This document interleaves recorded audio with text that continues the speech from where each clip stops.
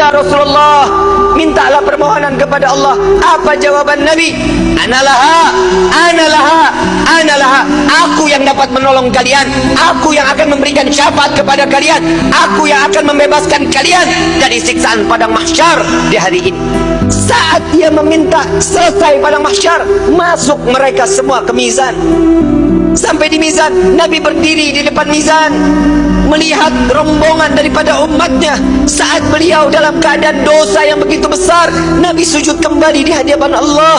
"Ya Rabb," doa baginda Rasul sallallahu alaihi wasallam, "Ya Allah, ringankan beban dosa umatku, beratkan pahala mereka, ampuni dosa mereka ya Allah."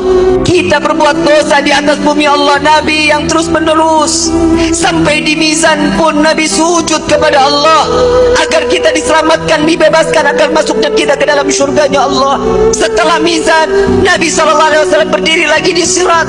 Saat di mana jembatan tersebut satu helai rambut dibelah menjadi 7, tajamnya luar biasa, di bawahnya neraka jahanam. Nabi menunggu sampai ada umat yang ingin tergelincir dipegang oleh Nabi, dituntun sampai di ujung daripada jembatan tersebut. Nabi menjaga umat sampai saat di dalam surga kelak, Nabi berdiri di depan pintu surga, tidak masuk ke dalam pintu surga, menunggu satu persatu agar masuk, mereka dimasuk ke dalam surga. Sampai di dalam riwayat Siti Fatimah bertanya, "Ya Rasulullah, untuk apa kau berdiri di depan pintu surga?" "Aku menunggu umatku, jika satu yang tertinggal belum masuk ke dalam surga, maka aku tidak akan pernah masuk ke dalam surganya Allah." Dia adalah Sayyiduna Muhammad.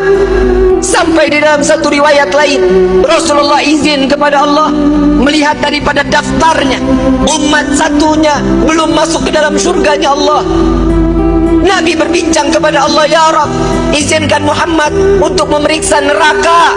Sampai beliau masuk ke dalam neraka mencari umatnya, lalu setelah itu diambil, lalu dibawa masuk ke dalam surganya Allah. Dia adalah Sayyiduna Muhammad, dia adalah pemimpin kalian, dia adalah Nabi kalian, dia adalah Rasul kalian.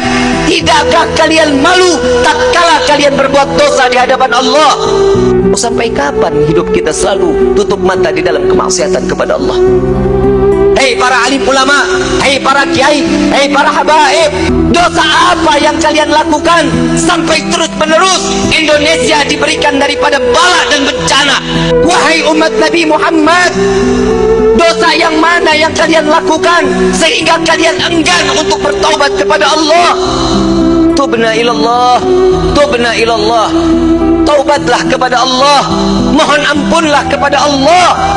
Jika para aulia, para orang-orang saleh, kakek nenek kita terdahulu, dengan bangga mereka saat kelak nanti masuk ke dalam surga dengan membawa pikulan amalan-amalan kebaikan di hadapan Allah, bagaimana nasib kita saat mereka diperiksa oleh Nabi SAW satu persatu? Dengan bangga Nabi mengatakan, dengan amalan mereka, zakat mereka, sedekah mereka, sholat malam mereka, Nabi mengatakan, "Dia adalah umatku ya Rabb." Bagaimana dengan kita yang membawa pikulan dosa di hadapan Allah? Tatkala kita membawa pikulan-pikulan dosa, dibuka, diperiksa oleh Nabi, Nabi tetap mengatakan, "Dia adalah umatku ya Allah," sambil meneteskan air mata.